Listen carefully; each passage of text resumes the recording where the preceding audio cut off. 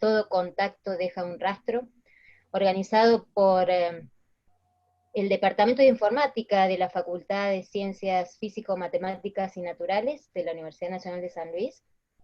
Y es un gusto contar con la presencia de miembros del Departamento de Investigación de Delitos Complejos del Poder Judicial de San Luis, David Fuentes, Guillermo Becerra y Enrique Miranda, que también es docente e investigador de nuestra universidad. Y bueno, ellos nos van a explicar los conceptos básicos sobre informática forense, evidencia digital, nos presentarán algunas herramientas, contarán algunos casos reales que les han tocado vivir, y detallarán sobre una herramienta que permite la recolección de información de fuentes abiertas, o SINT. Luego plantearán algunos desafíos relacionados al área de informática, y plantearán también algunos temas o algunas posibilidades de trabajo futuros en la cual pueden vincularse nuestras instituciones. Sobre las preguntas, la forma las preguntas que consideraremos son aquellas que ustedes, los participantes, indicaron en el formulario de inscripción, y también a lo largo de la charla, todas aquellas preguntas que ustedes quieran realizar, las vamos a ir recogiendo a través del chat, es decir, solo preguntas escritas. Y al final de la charla se leerán todas aquellas preguntas que ustedes hagan a través del chat.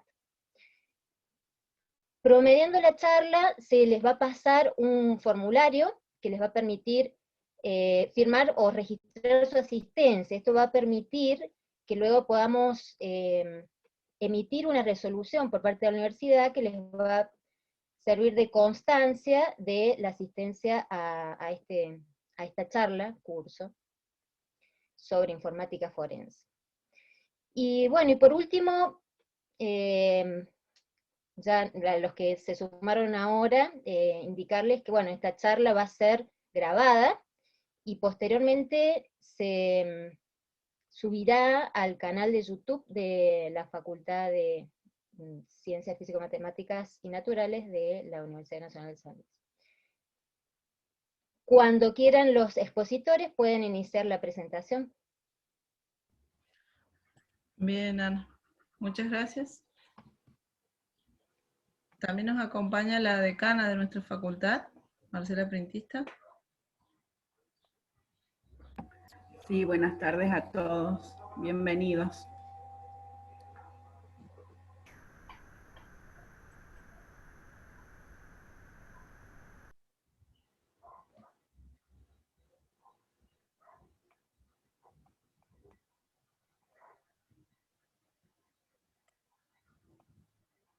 Ahí arrancó. Un segundito.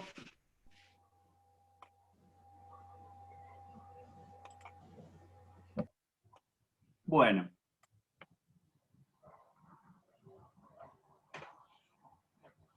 Muchísimas gracias a todos los que están conectados.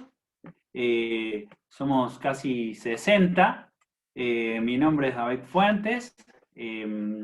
Pertenezco al Departamento de Investigaciones de Delitos Complejos del Poder Judicial.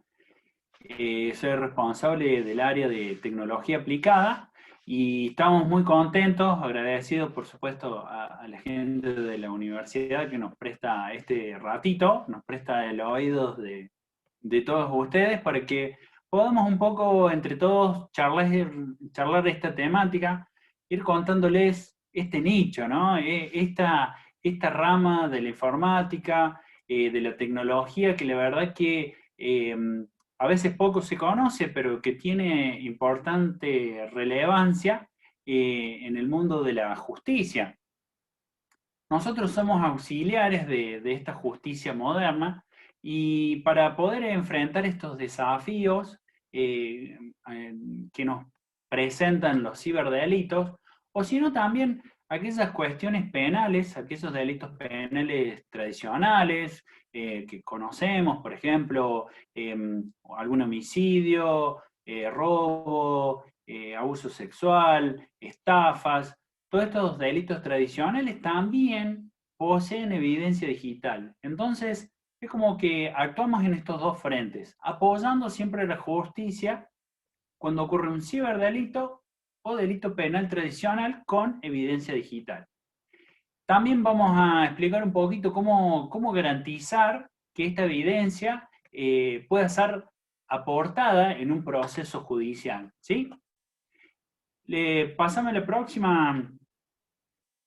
¿Quién lo está manejando? ¿Guillermo o Quique?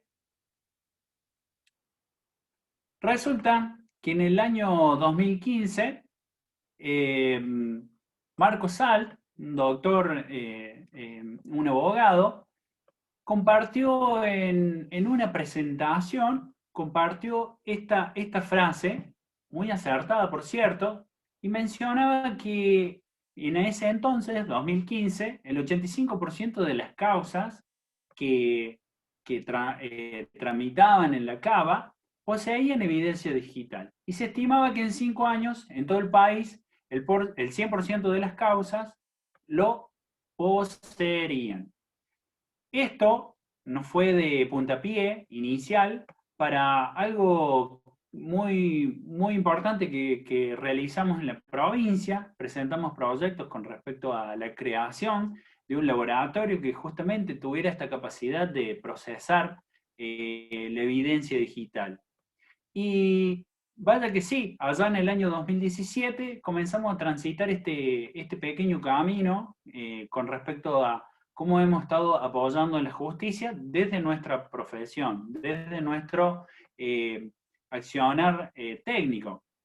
Podemos afirmar hoy que la mayoría de las causas poseen, ¿no?, evidencia digital.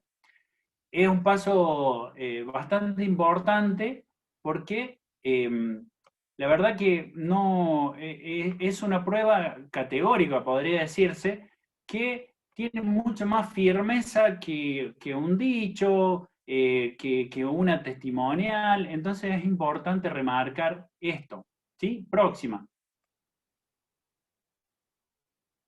Ya adentrándonos en el tema, vamos a hablar de este famoso testigo tecnológico, ¿sí? Tenemos un testigo silencioso en nuestras vidas que permanentemente están registrando, incluso desde que nos levantamos hasta que nos vamos a acostar, ¿sí? Lo usamos incluso de despertador. Esto es una bitácora de nuestra vida, va registrando las actividades mediante la agenda, con quién nos comunicamos, nos va trazando o mapeando por dónde nos vamos moviendo, por los diferentes lugares, diferentes negocios, va registrando nuestros intereses a través de nuestras fotos, o lo que googleamos, o los memes que miramos, o paseamos chusmeando la vida de otros en redes sociales, y todo esto es un registro interesantísimo cuando se intenta esclarecer un hecho. Nuestro trabajo como perito forense es interpretar estas bitácoras bastante complejas y bajarlas a un lenguaje sencillo y entendible para los magistrados que no tienen por qué estar manejando esta terminología técnica o científica.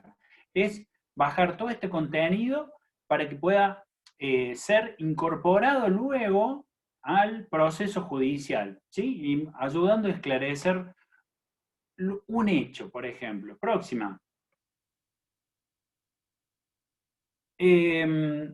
Próxima. Un hecho, sí, pasar por ahí está. Un hecho lo podemos investigar y lo podemos abordar con dos tipos de registro o de bitácoras, ¿no? Dos fuentes diferentes. Uno podríamos llamarlos registros globales o superiores. Esto quiere decir que son datos que registran de nuestros dispositivos, de nuestra vida, por ejemplo, servicios de internet, compañías telefónicas, sitios de redes sociales, digamos, páginas en general, ¿no?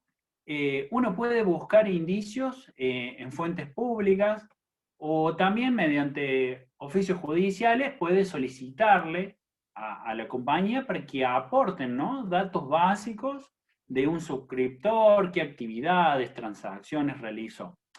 Enrique después va a estar ahondando este tema cuando toque fuentes abiertas OSINT, conocidas como OSINT.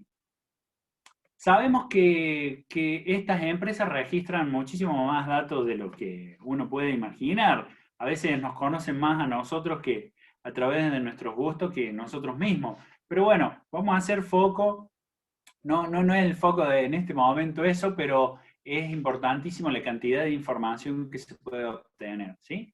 Por otro lado, como vemos ahí en la imagen, es la evidencia digital más rica, ¿no? Que en nuestro caso, supongamos que contamos con los elementos, ¿no?, de un hecho. La computadora, los teléfonos, cámaras, diferentes dispositivos tecnológicos de comunicación, y esto tienen una capacidad de almacenar, ya sea que lo obtengamos porque la víctima lo proporciona, o si no, que fue quizá a lo mejor adquirido a través de en un allanamiento. Para abordar el esclarecimiento de un hecho de investigaciones, desde los terminales, o sea, digamos, desde los dispositivos, lo hacemos de la mano de la informática forense. Próxima. La informática forense tiene un montón de definiciones. Pueden buscar, googlear un poco el tema y la verdad que tiene varias aseveraciones, pero por supuesto con un núcleo central. La primera de estas es del punto de vista de la definición de la criminalística, ¿no? Habla siempre de que la informática forense es una disciplina, ¿sí? Es una disciplina que habla, que trata justamente cómo trabaja con la evidencia y procurando descubrir e interpretar la información de los medios informáticos para así establecer un hecho, ¿sí? Siempre estamos tratando de esclarecer algo que pasó y poder formular hipótesis. Ya después, la segunda definición, me gusta mucho, es más simple, más entendible, que habla de justamente esto, esta disciplina especializada que, entendiendo o conociendo los elementos propios de la tecnología, de los equipos de computación, ofrece un análisis de la información residente en dichos equipos. ¿Qué quiere decir? Un especialista que conoce de tecnología explica qué pasa o qué hay en un dispositivo. Próxima.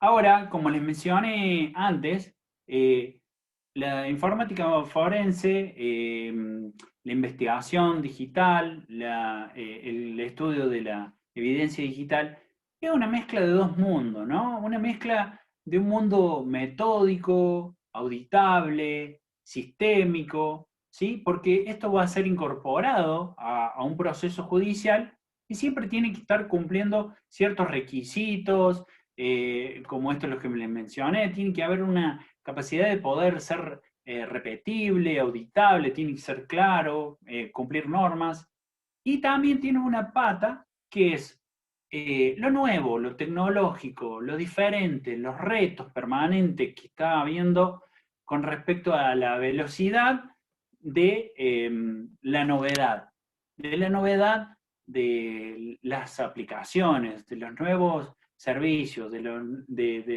no sé, las tendencias, ¿sí? Tienen que coexistir estas dos realidades, porque tiene que ser rigurosamente ordenado y a su vez sumamente desafiante, ¿sí? Para poder estar, digamos, al día con todas las novedades de la tecnología. Voy a pasar a explicarles estas etapas que estamos utilizando en el laboratorio, ¿sí? tenemos primero la preservación, la adquisición, el análisis y el informe. Próxima. La primera etapa la denominamos preservación, también la podemos denominar como una etapa de resguardo. Allí recibimos los contenedores de la información, ¿sí? La evidencia digital no es el teléfono, la evidencia digital no es la computadora.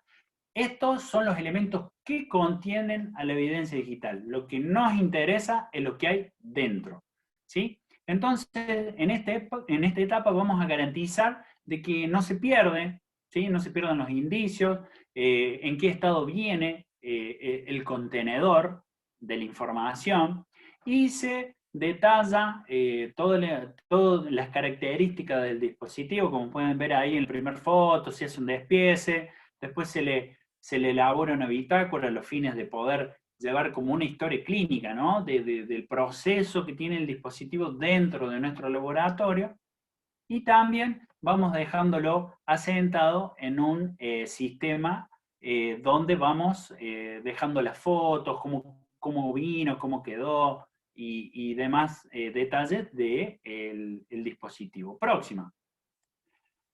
La próxima etapa es la adquisición. Esta etapa es la que se realiza la copia forense de la evidencia y se le hace un cálculo hash, que es para salvaguardar la información y preservación de la cadena de custodia. Estos temas ya lo van a ahondar mis compañeros, pero en esta etapa es donde se realiza la recuperación de la información. Ahí separamos el contenedor del contenido, ¿sí? Ahí fíjense lo que dice esta norma ISO, me encanta porque pareciera que fuera redactado incluso por argentinos. Dice: la evidencia digital debe ser adquirida del modo menos intrusivo posible, tratando de preservar la originalidad de la prueba y en la medida de lo posible obteniendo copias de respaldo.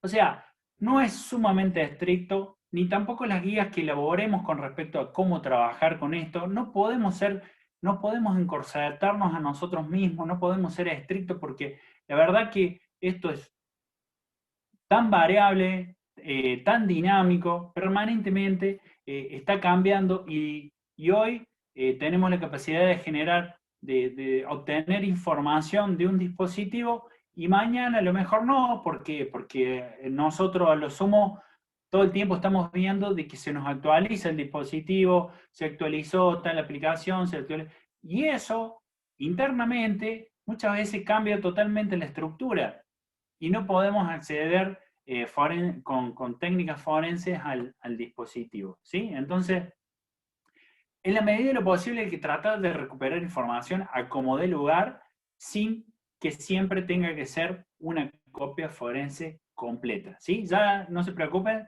ya lo van a ahondar los muchachos a este tema. Pasamos a la próxima.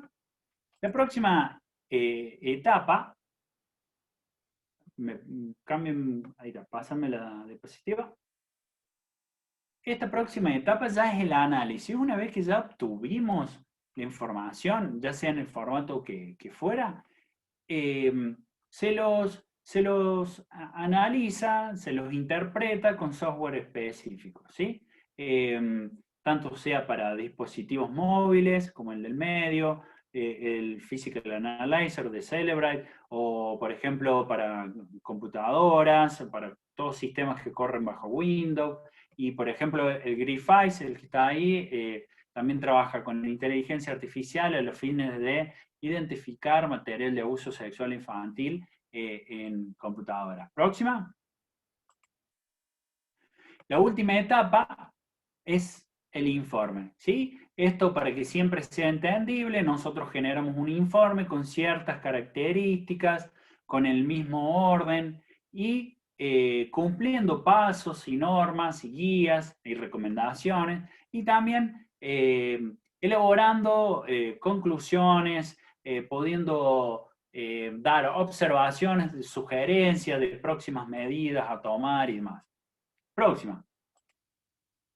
Acá, haciendo foco en lo que es la definición de evidencia digital, fíjense que es la información que se encuentra ahí remarqué en, porque es justamente lo que está dentro de los dispositivos, los que están en los dispositivos. No es lo importante el aparato, ¿sí? La evidencia digital es cualquier tipo de información sujeta a una intervención humana u otra semejante y ha sido extraído mediante un medio de un medio informático, ¿sí? Toda la actividad que realice cualquier persona y quede registrado en un dispositivo, ¿sí? Próxima. Bueno, qué desafíos, ¿no? Tenemos en el avance del tiempo, la verdad es que es vertiginoso. Podemos hablar de allá lejos y hace tiempo, en el 2017, o sea, estamos hablando de hace 3 años. Y nosotros notamos muchísimos cambios, muchísimos avances. ¿Por qué? Porque la tecnología, como ven ahí en la columna de la izquierda, cambia terriblemente, con una velocidad que a veces no alcanzamos a asimilarlo, ¿sí? Ahí se puede ver el primer disco duro de 5 megas que se instaló en Canadá, en una radio, en 1950, y el tamaño monstruoso que esto tenía, y cómo hoy en la punta de un dedo podemos tener 1 tera de información en una tarjeta micro SD. Y fíjense también del lado derecho cómo han ido evolucionando también los usuarios, que si para qué lo utilizaban en aquel entonces, para qué se viene usando y cómo son los requerimientos y para qué lo estamos usando hoy, ¿sí? Esto nos lleva a un desafío que tenemos que elaborar cada vez más, muchísimo volumen de información. Próxima. Acá, en esta gráfica, quiero ilustrar una función lineal que habla, por ejemplo, del tiempo que demanda resguardar toda la información que hay en un dispositivo y, bueno, justamente en función del tiempo. ¿Cuánto tiempo me va a llevar para que yo pueda proporcionar un análisis, proporcionar una pericia con resultados óptimos? Fíjense. Arriba a la derecha está el análisis tradicional, ¿sí? Hacer toda la copia, guardando, haciendo hash, trabajando sobre esa copia, todo muy lindo, muy lindo, muy lindo, pero como mostramos recién, una micro CD hoy tiene capacidad de 1 tera. Cuando todo esto inició, a lo sumo había que recuperar registro de llamadas y nada más. Hoy hay millones de aplicaciones y todas sus aplicaciones, la mayoría tienen chat como para interactuar y cualquiera puede ser un medio como para algún ciberdelito o algún delito tradicional. Fíjense, abajo a la izquierda, se reduce los tiempos, una técnica denominada triage. Reduce los tiempos, reduce también la cantidad de información que necesito guardar. Próxima. Adentrándonos en el triage, es un procedimiento que hemos tomado prestado de la medicina, mediante el cual rápidamente, teniendo varios pacientes, para establecer prioridad, a ver quién atiendo primero, se puede hacer un orden en función de la gravedad, de lo que nosotros visualmente vemos, o en un estudio rápido podemos darnos cuenta si merece atención urgente o si puede esperar, ¿sí? Ahora, en nuestro caso, en lo que respecta a informática forense, el triage es hacer una evaluación rápida para obtener cuál teléfono o computadora puede tener algún tipo de interés para la causa. Se puede utilizar en 2 etapas. Se puede utilizar el momento del allanamiento, siempre esto tiene que ir por orden del juez, por supuesto que no es que uno toma esta decisión porque sí, sino es una orden expresa del juez, que se puede utilizar en el allanamiento y también cuando ingresa en el laboratorio, ¿sí? El triage es para centrar la labor en la evidencia relevante, ¿sí? Es para agilizar uno puede hacer una exploración rápida para tratar de determinar a quién pertenece el teléfono y si tiene alguna vinculación. No es una pericia, es solamente un muestreo. Una vez que es positivo, recién ahí se hace la extracción tradicional. Próxima. Se lo voy a ilustrar un poquito con un ejemplo. El drama que tenemos con la tecnología es el siguiente.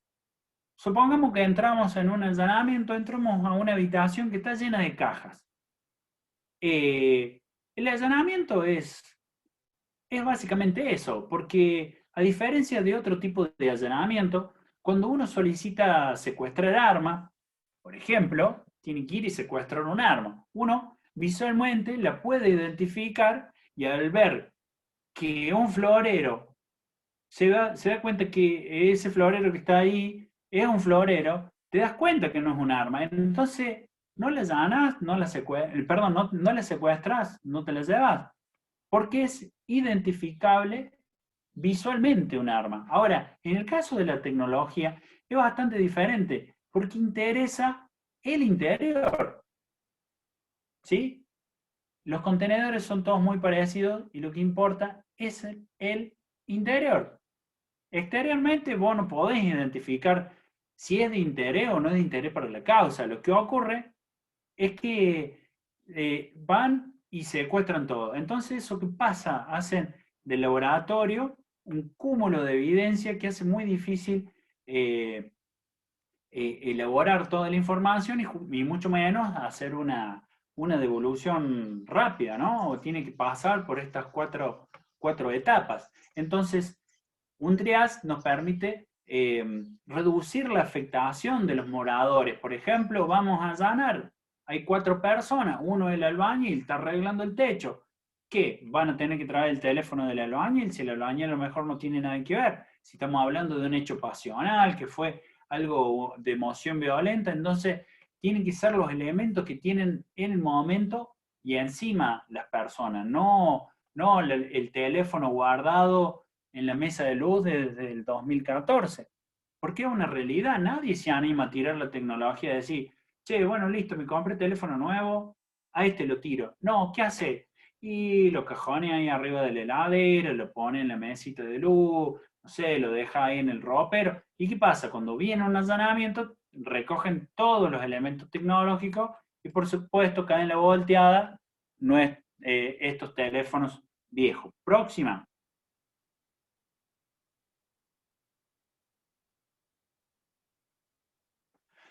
Ahora, en función de lo que estuvimos viendo, se puede observar ahora con mejor sentido la importancia del triage y cómo es el análisis tradicional. Si hay poca evidencia, se puede hacer tranquilamente el análisis tradicional, pero cuando hay mucho volumen, pasamos a hacer triage, que sería una medida recomendable. Próxima.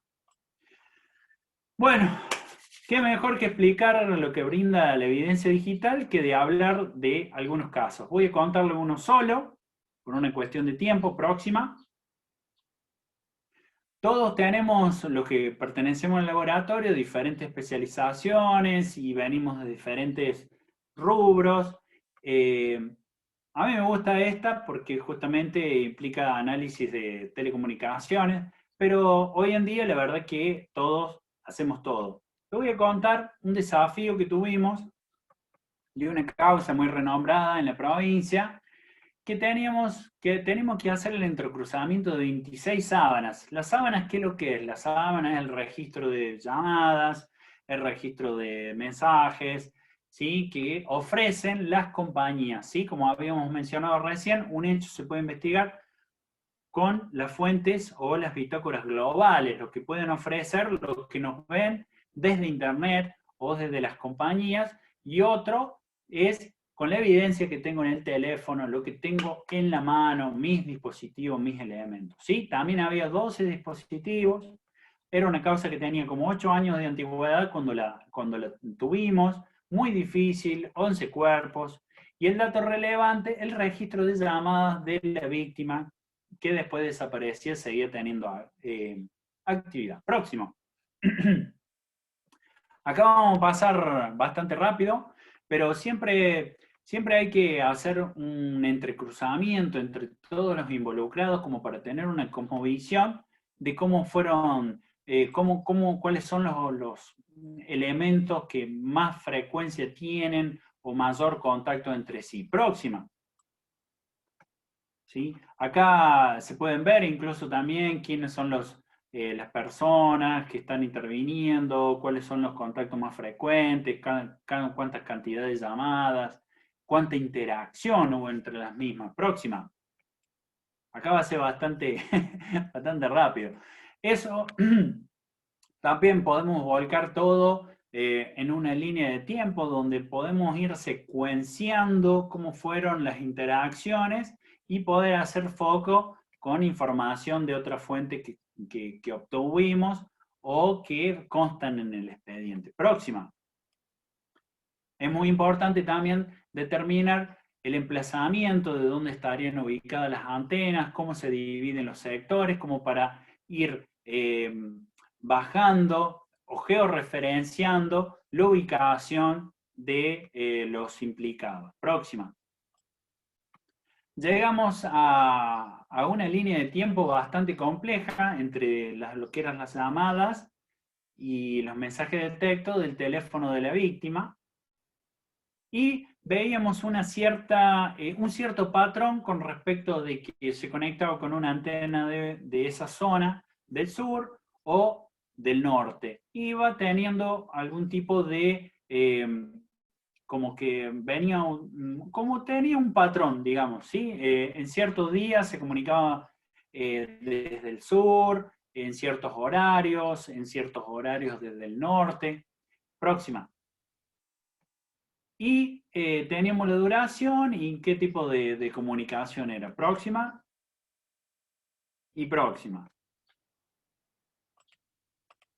Lo que se intentó de determinar, hacer aproximaciones de zona de cobertura y haciendo foco en los lugares donde teníamos algunos de los sospechosos. Próxima.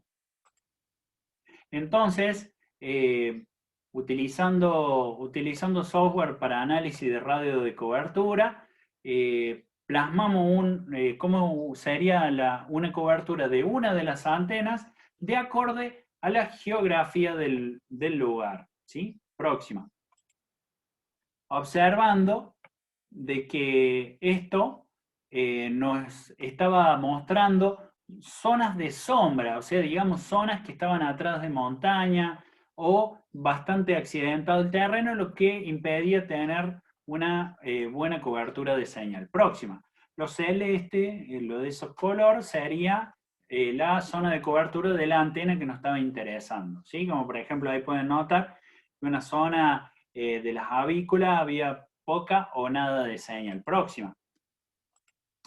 Aquí, en esta imagen, a ver, ahí está.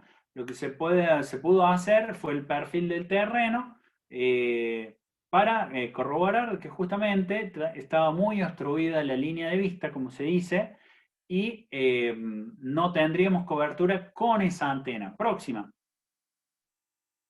La otra antena sí tenía línea de vista y podía tener una excelente cobertura. Próxima. Entonces, es allí donde pudimos entender el patrón de este movimiento entre lo que eran llamadas desde el norte o llamadas desde el sur de la víctima, dándonos un dato importantísimo para lo que fue después corroborarlo con el registro de asistencia al trabajo de uno de los sospechosos. Próxima. Y con esto un poco, cómo es la repercusión de nuestro trabajo con respecto a hechos sociales y cómo uno entiende de esta participación desde nuestro ámbito tecnológico, próxima, de nuestro ámbito tecnológico, cómo uno puede estar aportando a hacer justicia. También, googleando un poco, cuando estábamos en esa causa, vimos de que el sospechoso se encontraba en otra provincia y empezamos a observar las noticias que había en esa zona, y también había una mujer desaparecida con su hija, muy parecido, con características similares, y bueno, pudimos ver también y colaborar en brindar la información de que estábamos enfrente a un serial. ¿Sí? Próximo. Le doy pase, me pongo en mute y le doy pase a Enrique. Hola, ¿me escuchan?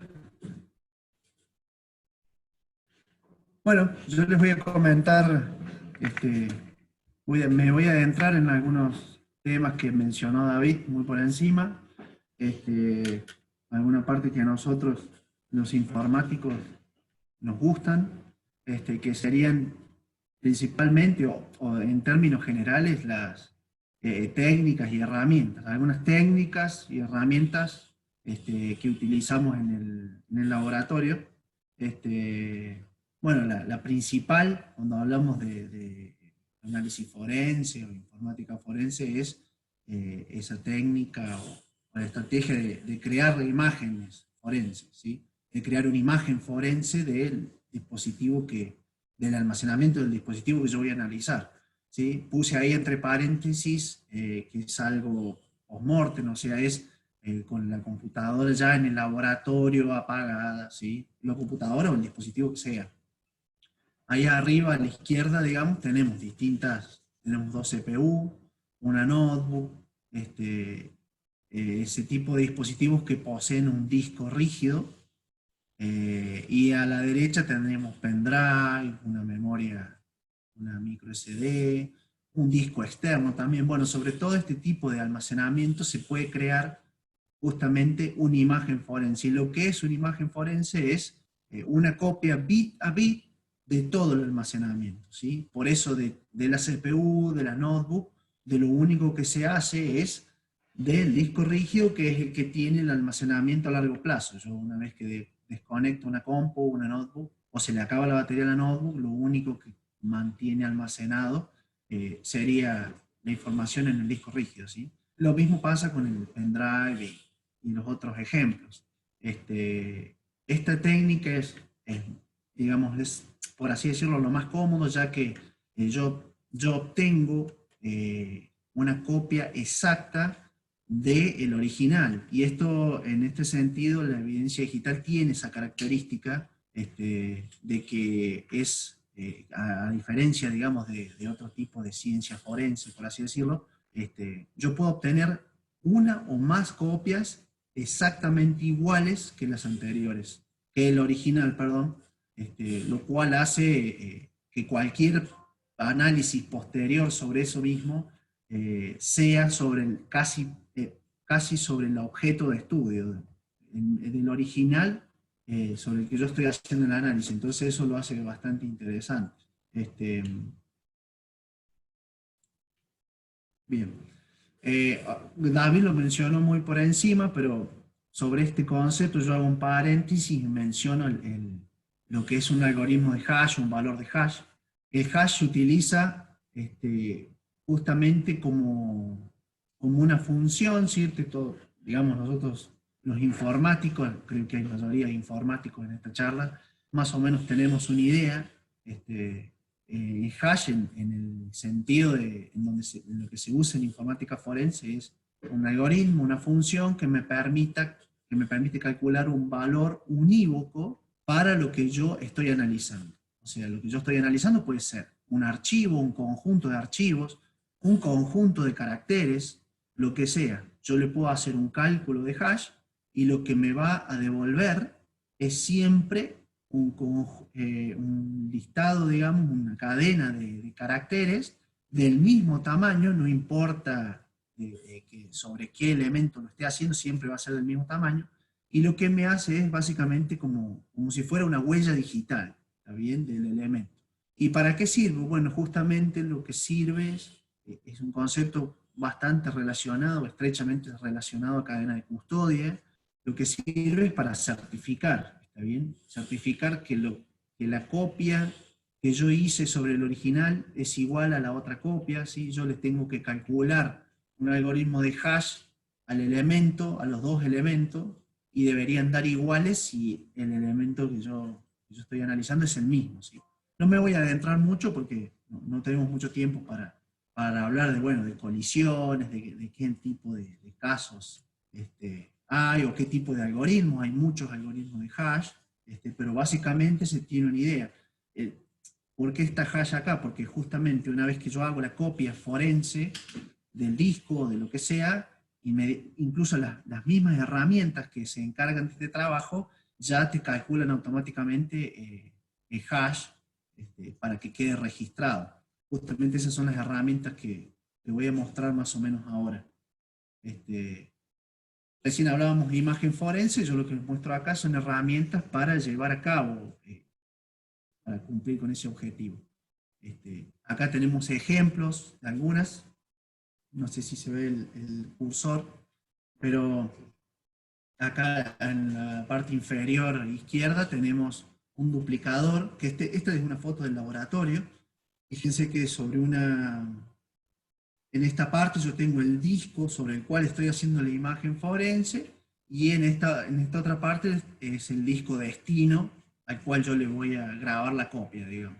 Y lo que funciona, básicamente, funciona a bajo nivel, hace una copia bit a bit, y lo que tiene implementado este dispositivo es un bloqueador de escritura, o sea, no hay forma de, digamos, bien configurado, el disco fuente nunca va a sufrir ningún tipo de escritura, y de esa manera no se altera la información almacenada en el mismo.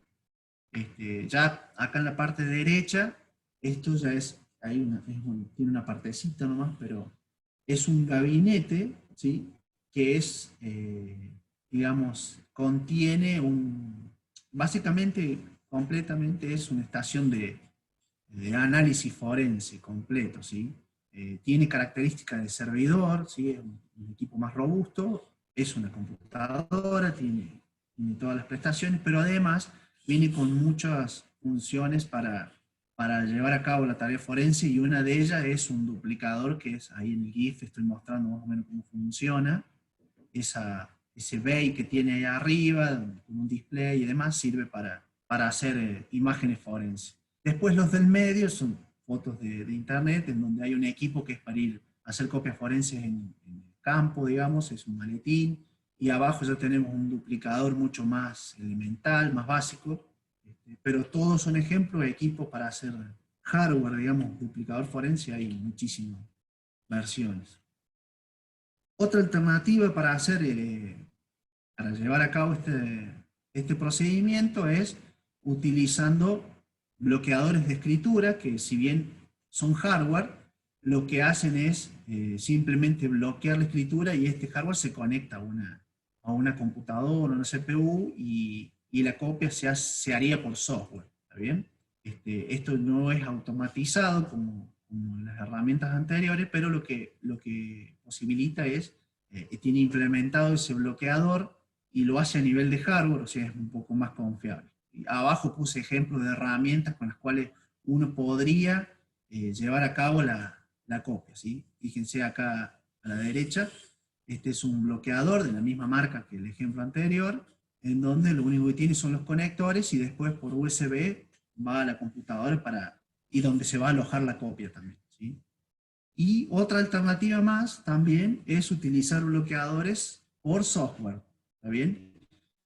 Donde lo que hace es anula los puertos USB, o sea, pone como solo en modo lectura los puertos USB, y posterior a eso es posible conectar el dispositivo objeto de la imagen y realizar la copia por software también. Y en ese caso el bloqueo sería también con una herramienta de software. Otra de las técnicas que se utiliza, ya fíjense que recién hablábamos de post-mortem, en este caso sería, digamos, en vivo, ¿sí? Y es el análisis de la información de RAM que tiene la máquina, En este caso, claramente, si hablamos de memoria RAM, la máquina tiene que estar encendida, y es un procedimiento que se hace sobre el equipo al cual se le quiere hacer el análisis, ¿sí? Hay herramientas especializadas para eso, y después respecto a la información es distinto, digamos, no es la misma información que se obtiene al hacer un análisis de memoria RAM que la información que se obtiene al hacer el análisis de un disco duro, ¿sí? O de un pendrive. A veces contiene este tipo o sea, la información contenida en memoria RAM tiene características bastante interesantes respecto a lo que es encriptado. O sea, en la memoria RAM encontramos las claves, posibles usuarios y contraseñas de logueo y otras cosas que están durante las sesiones que están encendidas los dispositivos, mientras que en el disco, bueno, es almacenamiento a largo plazo y en general esa información no se encuentra. Acá puse dos herramientas con las cuales se pueden practicar, se pueden realizar este tipo de procedimientos. Uno es FTK Imager, ¿sí? Que yo lo vengo repitiendo porque es una herramienta bastante versátil. Con el FTK uno puede hacer el dump de la memoria sobre la máquina, y después con la herramienta Volatility es una herramienta para procesado y consultas, digamos, de la información.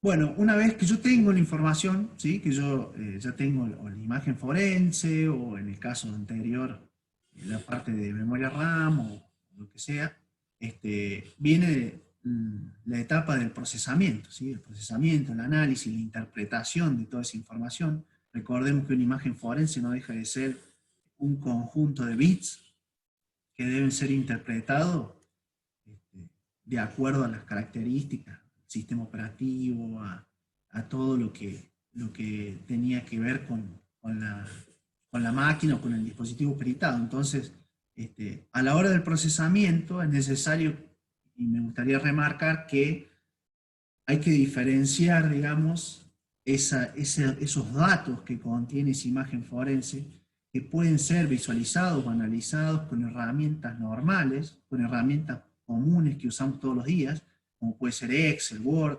De ese tipo de información podemos encontrar muchas. Sin embargo, existe mucha información y bastante interesante para lo que es informática forense, que no se puede analizar con herramientas tradicionales o de usuario, sino que se tiene que usar técnicas forenses o análisis forense sobre esa información. Por eso traté de reflejarlo con esta metáfora. ¿Sí? Yo tengo una parte superficial de esa información que puede llegar a ser el grueso, que es, digamos, son archivos visibles para el usuario, están disponibles en el sistema operativo, mientras que hay una parte un poco más under, que ya no está accesible tan fácilmente. Hablamos de archivos borrados, hablamos de registros de bajo nivel, que tienen que ser analizados con herramientas específicas, etcétera, ¿sí? Bueno, entonces, ya digamos, habiendo establecido eso, digamos, por una cuestión de tiempo, sí, yo he hecho algunos talleres para estas herramientas y son de varias horas. Entonces la idea sería mencionar, no quedarse con una, sino mencionar conjuntos y poner un panorama general. En este caso yo he puesto dos conjuntos de herramientas, ¿sí? Las que están acá en la parte superior son de open source, ¿sí?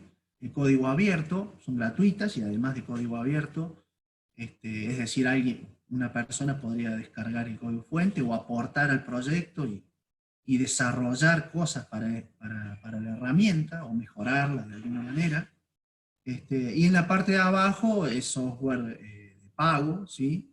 Son soluciones, en algunos casos, bueno, un poco más robustas, pero en general esa sería la clasificación. Acá, por mencionarlo brevemente, tenemos FTK Imager nuevamente. En este caso, para procesamiento y análisis es bastante limitado. Lo que me permite hacer es levantar una imagen forense y poder visualizar superficialmente los archivos, como quien monta un disco duro o un pendrive en una compu. Después tenemos Autopsy, una solución bastante integral para lo que es software libre, y que está a la altura o está bastante competitiva con respecto a las soluciones más de software de pago, ¿sí?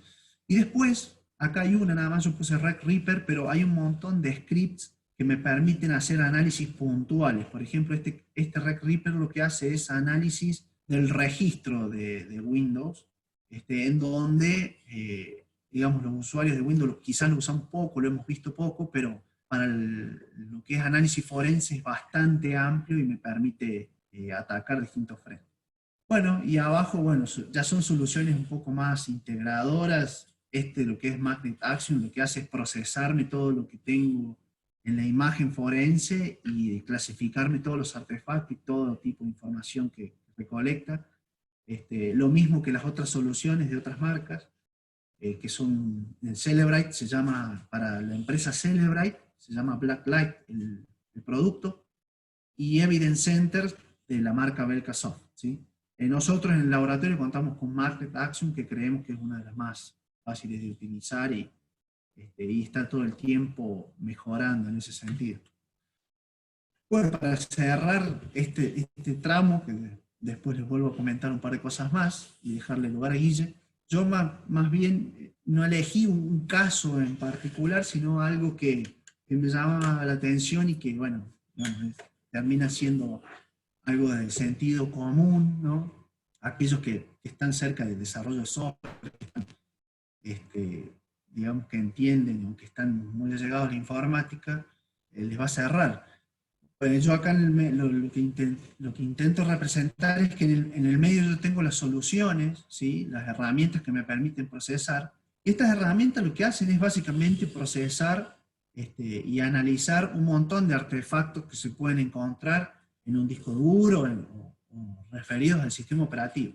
Y con respecto a lo que son herramientas, software o aplicaciones, por ejemplo, en el caso de teléfonos celulares, lo que hacen es análisis de las bases de datos. Entonces, las empresas lo que intentan hacer es procesar la mayor cantidad de bases de datos de herramientas para saber cómo interpretar una base de datos, por ejemplo, de Facebook. Tienen que saber cuáles son las tablas, ¿cierto?, que mantienen los mensajes y cómo poder entrecruzar para decir, por ejemplo, qué foto de perfil tiene cada usuario, ¿cierto?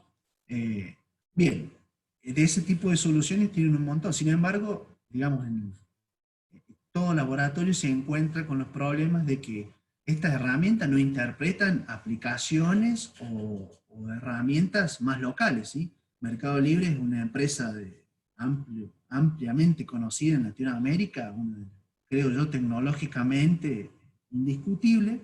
Sin embargo, bueno, para Estados Unidos o en Europa no es tan popular, entonces este tipo de herramientas forenses no hacen análisis de la base de datos. Entonces lo que nosotros hemos tenido que hacer es de alguna manera definir por medio de script, o incluso estas mismas herramientas forenses traen facilidades para interpretación de base de datos. Hemos tenido que definir, bueno, acotar los diagramas de identidad de relación de acuerdo a la base de datos de la herramienta, definir consultas, y hacer nuestras propias módulos, por así decirlo, para distintas soluciones o aplicaciones, por ejemplo, en el celular, que podemos llegar a encontrar y que además podemos llegar a tener información.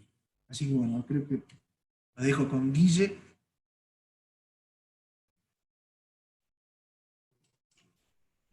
Hola, buenas tardes, ¿se escucha bien? Sí, bueno. Bueno, a continuación, bueno, buenas tardes para todos, un gusto poder compartir con ustedes y que podamos interactuar respecto a estos nuevos trabajos tecnológicos, informáticos que estamos realizando, y a través de la facultad también interiorizarlos un poco y bueno, poder compartir. En particular me voy a centrar un poco en lo que es la extracción en dispositivos móviles, celulares. Como bien David y Enrique hicieron una introducción bastante buena respecto a la informática forense, la evidencia digital que están contenidas en la mayoría de los dispositivos tecnológicos que utilizan computadores y celulares, que permanentemente nos están acompañando en todo el día, en toda la vida, más el celular, que desde el momento que nos despertamos lo encendemos, está encendido también la noche y recibiendo información permanentemente. Entonces, además de los discos rígidos, la evidencia contenida en los discos rígidos de las computadoras es muy importante, es un contenedor muy amplio el de los dispositivos celulares. Más que nada por todo lo que hacemos, más que nada para todas las actividades que realizamos, todas las aplicaciones que utilizamos. Bueno, el dispositivo celular contiene mucha información muy rica respecto a todo lo que hacemos. Entonces puede ser una fuente, ya sea para cometer algún delito informático que es necesario peritar, o se puede utilizar como prueba en algún tipo o como prueba en cualquier otro tipo de delito, ¿sí? Porque es mucha la información, mucho el rastro digital del delito que está contenido en el celular, en las computadoras y en la mayoría de los dispositivos tecnológicos que utilizamos, que a la larga o a la corta se van a tener que peritar. Cada vez hay más trabajo respecto a esto. Bueno, en particular, yo de lo que les muestro es la placa de un celular en particular, es un J610, un J7, que bueno, como ustedes pueden ver, y algunos la habrán podido observar en otras oportunidades, tienen bueno, diferentes partes, diferentes componentes. Específicamente, en particular, los dispositivos celulares, lo que nos interesa a nosotros es observar los dispositivos de almacenamiento que tienen, almacenamiento de información que pueda ser rica para aportar prueba en una causa judicial, ¿sí? Tiene la memoria interna, la MMC, que ahí está señalada en esta flecha, como está indicada aquí en este recuadro, que es la memoria interna del dispositivo. Ahí va a almacenar todo tipo de datos, de aplicaciones que utilice mediante el uso del celular, ¿sí? Además, la micro SD, que esta es la que nosotros vemos permanentemente, es más visible. Bueno, se conecta, la introducimos en su slot correspondiente, en su zócalo, y esta, al poder extraerla, podemos sacar información más fácil mediante las herramientas de informática forense con las cuales contamos, ¿sí? A la vez, la tarjeta SIM también brinda información de contactos, registro de llamadas, todo lo que tiene que ver con la parte de telefonía del dispositivo, ¿sí? A diferencia de un disco rígido, de una computadora, el disco rígido, en este caso, es la memoria interna que no se puede sacar. Si bien hay posibilidades de sacar, es un método muy complicado para hacerlo, pero se puede llegar a sacar. De todas maneras, el método que se utiliza para conectarse al dispositivo y a la memoria interna del teléfono es a través del soporte USB, ustedes lo sabrán, ¿sí? Como está indicado acá abajo, ¿sí? Vamos a pasar, por favor.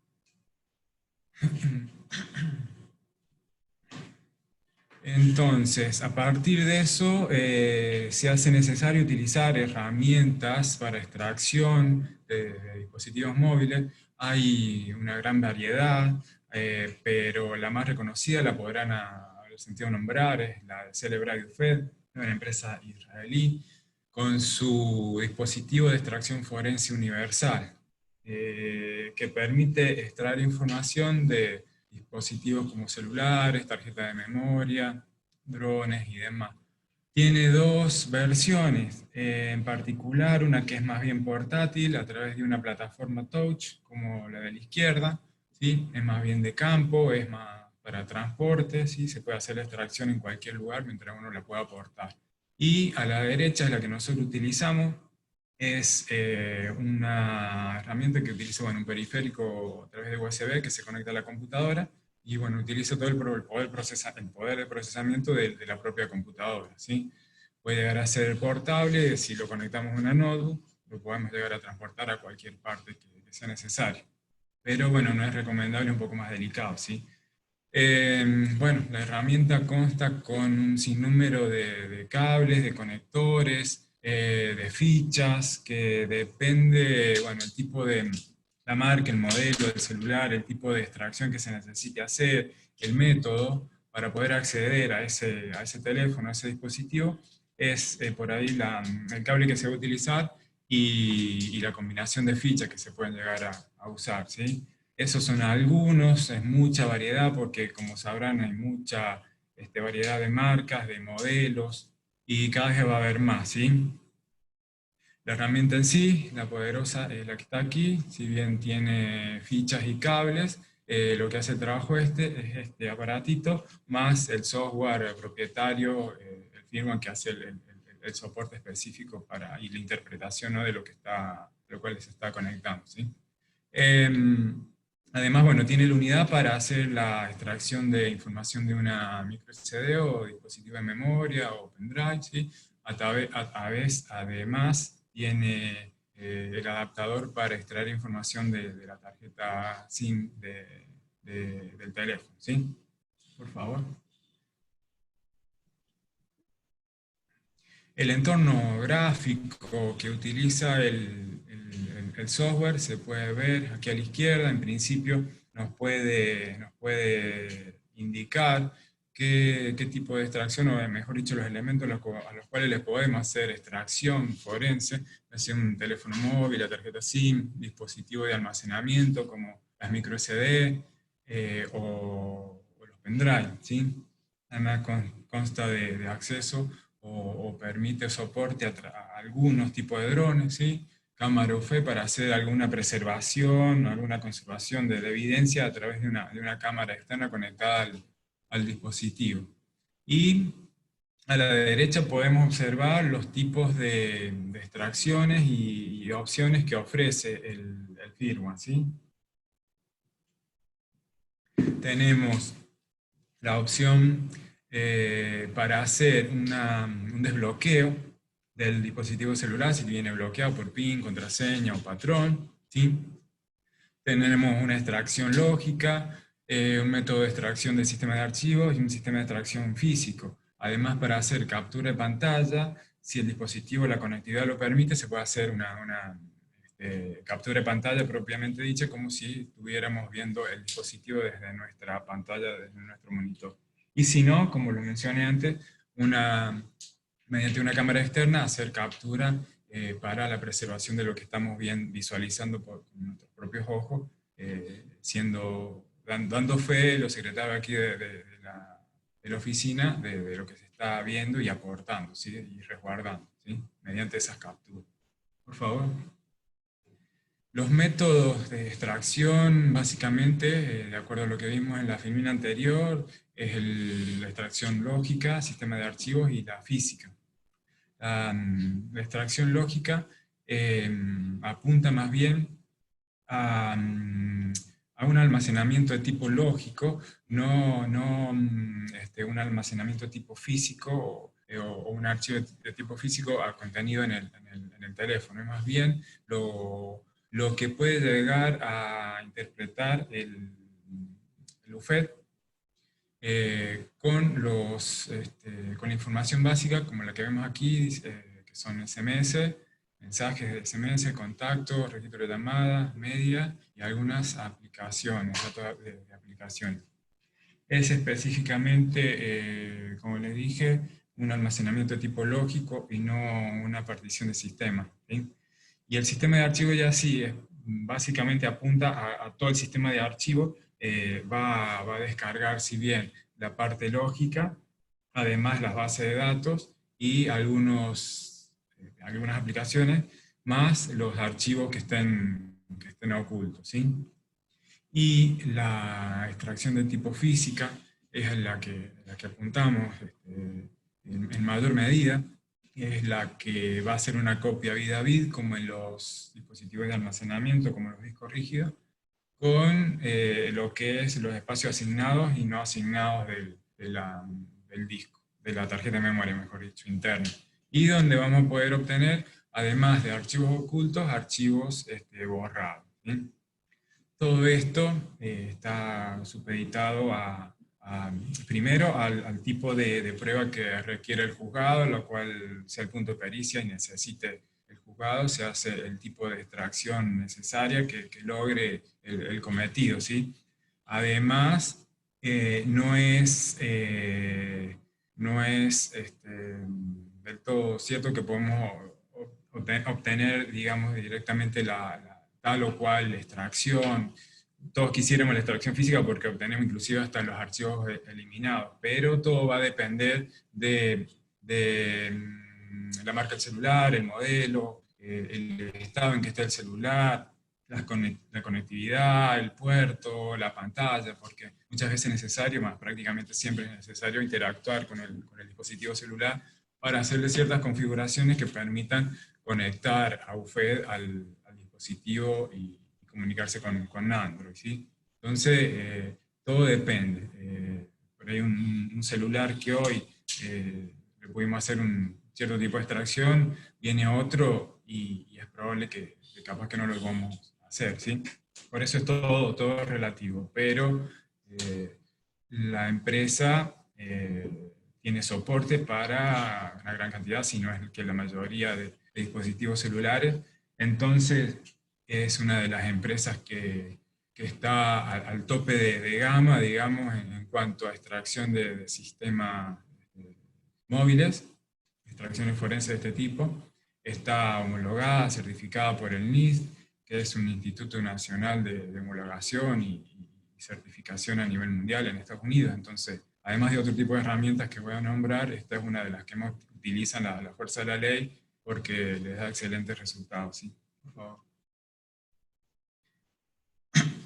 Este es el entorno gráfico de visualización que nos ofrece. En principio, el UFED, cuando hacemos la extracción, nos permite elegir los tipos de elementos que vamos a necesitar extraer, de acuerdo a lo que sea necesario, según, como dije, la causa, lo que dice el juez, lo que necesite como prueba, es lo que se puede llegar a seleccionar. Y a la derecha es, después de la recuperación, es como la unidad anexa, el firmware anexo para visualización y reporte, el Physical Analyzer, es cómo nos va a mostrar los archivos que hemos recuperado, ya los interpretó y nos está mostrando de esta manera. Este fue un dispositivo al cual se le hizo una extracción física. Podrán ver la cantidad de elementos que se recuperaron, que se visualizan, que interpretó. Lo que está en rojo son archivos eliminados, que muchos de ellos son recuperables, ¿sí? Son visibles. Y hay muchos más que no están aquí, que no los he colocado, pero tiene gran cantidad de elementos y bases de datos que ha podido recuperar, ¿sí? Por favor. La base de datos son las que recuperan el UFED, la interpreta, si es posible, el Physical Analyzer, la decodifica y puede, bueno, en base a lo que dijo Quique anteriormente, también hay cosas que no es posible interpretarla, decodificarla para poder mostrarla, pero la información está, ¿sí? Entonces es posible generar módulos para que automaticen esto, ordenen, acondicionen y permitan visualizar la información que está ahí, pero no se puede acondicionar para poder visualizarla, para poder verla, y posteriormente emitir un reporte, ¿sí? Para presentar al juez. Entonces, esta es una de las cosas que se pueden realizar también, aparte de la visualización que se hace. ¿Sí? Por favor. Otras de las herramientas para móviles que estamos, no es que la estemos utilizando, porque bueno, tenemos acceso a UFED, pero si fuera posible también la podríamos adquirir. Sabemos que hay comparativas entre ellas, el mismo NIST que mencioné anteriormente, ha hecho comparativas y se puede decir que están a la par. Las herramientas extraen la misma cantidad de elementos con la misma calidad, ¿sí? Pero bueno, UFED es el que se conoce a nivel mundial, la fuerza de la ley lo están utilizando permanentemente y es el que, dentro de todo, mejores prestaciones realiza, ¿sí?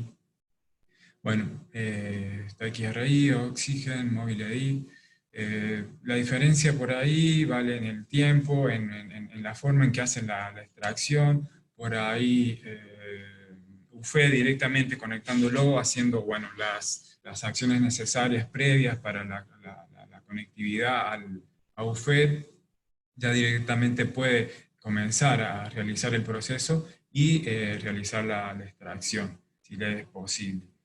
Puede que con este tipo de herramientas, este otro tipo de herramientas, sea necesario lograr o obtener algún tipo de privilegio extra en el dispositivo celular para poder ofrecerle a la herramienta una mejor opción para realizar la extracción, ¿sí? Pero son herramientas que están a la par de lo que es la informática forense. Por favor.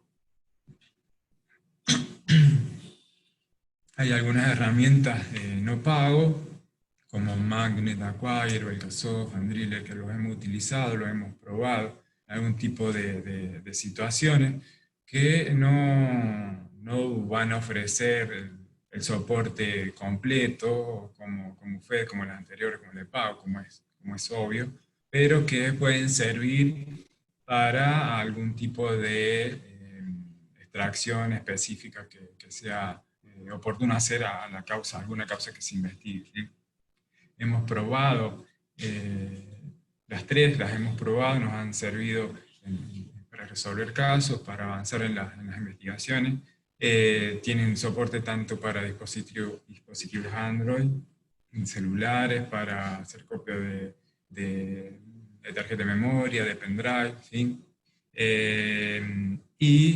En particular, esta Andriller, como la que están viendo aquí, la hemos utilizado también para decodificar bases de datos de WhatsApp, de Facebook, inclusive también, como ven ahí, para decodificar contraseñas o pines de acceso para teléfono bloqueado, ¿sí? Entonces, hay una serie de herramientas, ya sea de pago y si no de materiales libres, free, que se pueden llegar a utilizar de acuerdo a la necesidad, ¿sí? Por favor.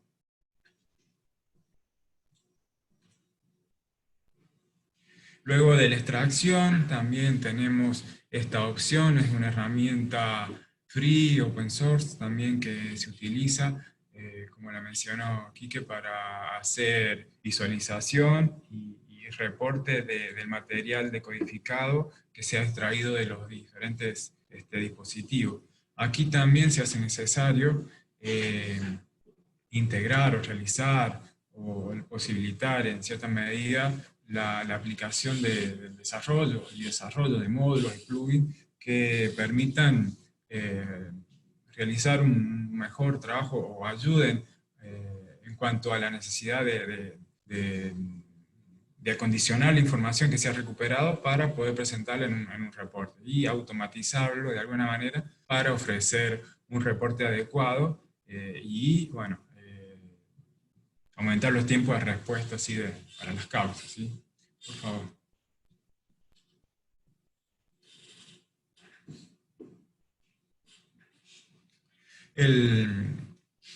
Los métodos para acceder a la tarjeta de memoria, a la memoria interna de los celulares, como mencioné, a través del puerto USB del mismo dispositivo, a través de la computadora, ¿sí?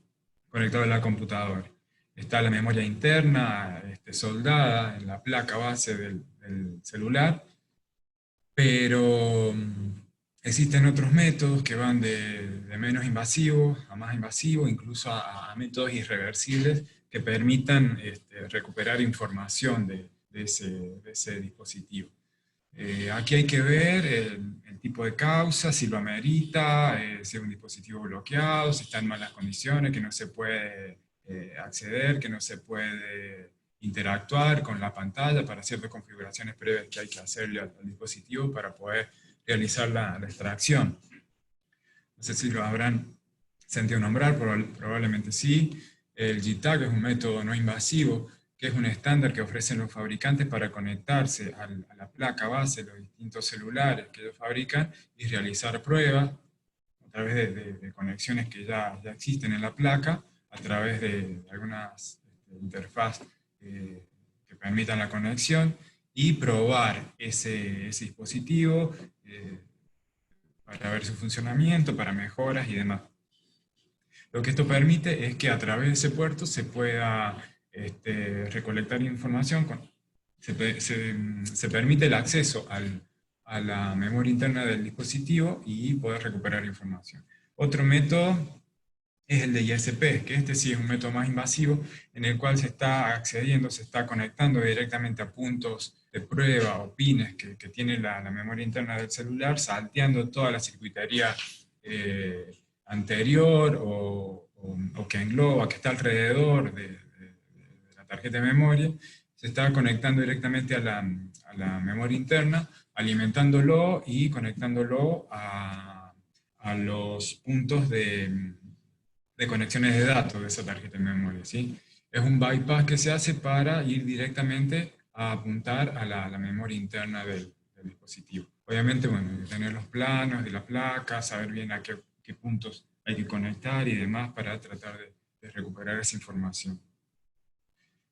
Si esos métodos no funcionan, con previamente haber utilizado UFE y estos otros métodos poco a más invasivos, el último recurso es el chip-off, que es de soldar de la placa base el chip de memoria para hacer una lectura a través de un zócalo, de una tarjeta, de un adaptador, a través de una placa específica conectada a la computadora. Es decir, se va a desoldar con mucho cuidado, con una técnica especial, con lámpara infrarroja o con una estación de soldado de aire caliente, y con técnicas especiales se recupera, se desuelda la tarjeta de memoria y se va a colocar en este zócalo para poder permitir un volcado de memoria completo al dispositivo que se ha extraído, ¿sí? Por favor. Las herramientas que contamos aquí en el laboratorio son algunas de las que pueden ver aquí, bueno, que son necesarias, ya sea para diferentes tareas, ya sea si el dispositivo no enciende, se necesita cargar la batería o alimentar el dispositivo celular de alguna forma, se utilizan elementos como los que tenemos aquí para desarmarlos, para lograr que el dispositivo encienda, o algún tipo de reparación específica con consentimiento del juez para que se pueda realizar el intento correspondiente, ¿sí? Tenemos este microscopio específico, estaciones de soldado, tenemos la posibilidad de hacer chip-off, ISP, por ende los distintos tipos de zócalos para lectura de tarjeta de memoria interna, también tenemos la posibilidad de usar, ¿sí? Por favor. Tenemos la posibilidad, hemos hecho algunas pericias respecto a inhibidores de frecuencia en robo de automóviles, en DVR para las cámaras de seguridad, en Xbox también hay tipo de pericias que se pueden hacer, métodos que se pueden realizar. También tenemos la posibilidad de recuperar información de drones y bueno, vaya a saber qué dispositivo nos puede llegar a aparecer, porque todo el tiempo hay dispositivos nuevos, todo el tiempo están almacenando información, como ya dijimos, todo el tiempo están vinculados a nuestra vida y bueno, la gente mal utiliza la tecnología para cometer delitos, así que hay que estar siempre al orden del día, investigar y mantenerse informado de acuerdo a los tipos de pericias, la investigación de cómo se pueden hacer, qué métodos se pueden utilizar y demás. Bueno, todos estos son otros tipos de dispositivos que nos han tocado peritar, ¿sí? Les voy a contar un caso. Como pueden ver, ahí es un Motorola G3. Como lo ven, se ve en buenas condiciones. Los puntos de pericia normalmente son de este tipo, que nos oficia el juez y nos indica que logramos extraer el celular aportado, en este caso Motorola G3, con tal número de email, color negro, tarjeta SIM de Claro, micro SD de 16 GB, que recuperemos material multimedia, registro de llamadas, conversaciones, mensajes, ubicaciones entre las fechas tal y tal, como así también toda información de interés para la causa que se investiga. Han sido específicos, en principio, con la información que necesitaban, pero bueno, también nos colocan toda información de interés para la causa, entonces hay que ir un poco más allá y explayarse un poco más. Entonces siempre la información que necesitamos recuperar es toda, y investigar mucho y analizar mucho de la información que se ha logrado extraer del dispositivo. Bueno, así como se ve, es muy bonito, está en buenas condiciones, está un poquito usado, pero por favor, bueno, dije una no verdad, en realidad ese no era el dispositivo, estaba un poco peor, estaba mal, era un teléfono celular, sí, un Motorola G3, pero como pueden ver, está un poquito doblado, no sé si le agarró el calor, pero en realidad la persona al cual le allanaron, su intento desesperado de aplicar lo que aprendió en karate y de jiu-jitsu, creo que se llama el arte marcial, bueno, él ejerció presión, la trató de doblar, quiso romper o la tiró al piso al dispositivo celular, y aparentemente estaba mal, no tan mal, podemos ver la siguiente, porque en realidad estaba, me corrijo, estaba peor, estaba muy, muy mal. Como pueden ver, estaba doblado. Para nosotros un caso muy icónico es el alabeado, le pusimos así a este celular para esta causa. Y como pueden ver, las condiciones del dispositivo no eran las mejores para nada. Este dispositivo no se veía nada en la pantalla, como podrán ver, estaba todo torcido. Pero así todo, el dispositivo, al cargarle la batería, mediante los botones de encendido, aparentaba, indicaba que como que encendía. Entonces había una posibilidad, había una luz al fondo del túnel para poder realizar una extracción de alguna forma, porque normalmente es necesario, en la mayoría de los casos, poder interactuar y hacer un tipo de configuraciones previas en el celular para poder, para que le permita a Android en el celular conectarse a la computadora y que UFED intente conectarse y recuperar la información, ¿sí? Pero como no se veía la pantalla, optamos por un método que es el de omisión de bloqueo, el cual utiliza un método de arranque, un modo de arranque, mejor dicho, que tienen la mayoría de los celulares, o todos, los smartphones sobre todo, el cual es el de bootloader. Si lo han sentido nombrar, el modo downloading te permite instalar o hacer una instalación de firmware nuevo, un software nuevo para actualizarlo, o si se puede llegar a rutear, intentar un firmware que no sea propio, sino otro modificado, ¿sí? Entonces, este modo de arranque te permite ingresar al dispositivo celular, es un modo que utiliza UFED para poder conectarse, y es el que al que tratamos de colocar el celular. Si bien no se veía en la pantalla, pero sabemos las combinaciones de teclas para poder colocar el celular en ese modo, no se veía, pero bueno, la práctica nos hacía indicar que lo podíamos colocar por cómo reaccionaba el celular, bueno, o el motor que vibraba, mejor dicho, no me acuerdo si sonido, pero sí vibraba, entonces hacía indicar de que era posible que el dispositivo se colocara en modo UFED, en modo download, de acuerdo a los tiempos que ya habíamos visto que un teléfono de estas características llevaba para colocarlo en ese modo. Entonces, esto permitió, sin estar seguros de haberlo colocado a través de esa pantalla, de poder verlo pacientemente en la pantalla, lo conectamos a UFED, inició el proceso de extracción, y bueno, para nuestra sorpresa, grata sorpresa, pudo extraer, hizo una copia forense física, y bueno, se pudo recuperar más de lo que hubiéramos podido, casi todo, porque más de una copia física no se puede hacer, pero nos dio una grata sorpresa en cuanto a cómo inició el celular, el proceso y cómo terminó. Así que, bueno, es un caso que le queríamos contar para que vean las opciones, que no hay que dejarse caer y hay que tratar de intentar, aunque no se pueda, hay que seguir intentando y seguramente algo le podemos extraer a los dispositivos. Bueno, es mi aporte por ahora, les agradezco y va a continuar el Kik. Muchas gracias. Bueno, por último, yo les voy a resumir un poco de qué se trata lo que es OSINT, que son las siglas para Open Source Intelligence, y básicamente es el análisis, la consulta, trata sobre eso, sobre el análisis, consulta de fuentes abiertas, ¿sí? De toda la información que está pública, digamos, ¿sí? Acá una de las, qué sé yo, de los resúmenes, de las definiciones que a mí más me gustan, que básicamente lo que dice es una fuente abierta, es algo que se puede consultar porque es pública de alguna manera.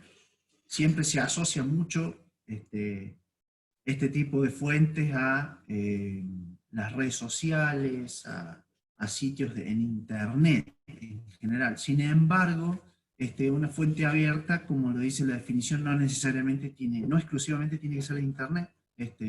Una fuente abierta puede ser algún registro público, pero impreso en papel, por ejemplo, o alguna base de datos, por decir, alguna base de datos que si bien no está pública o accesible por medio de internet, puede ser consultada de manera públicamente.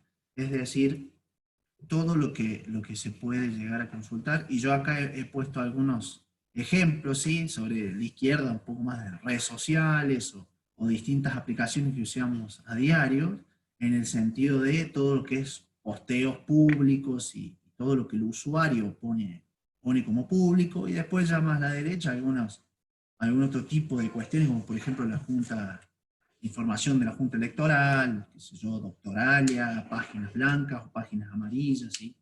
Etc.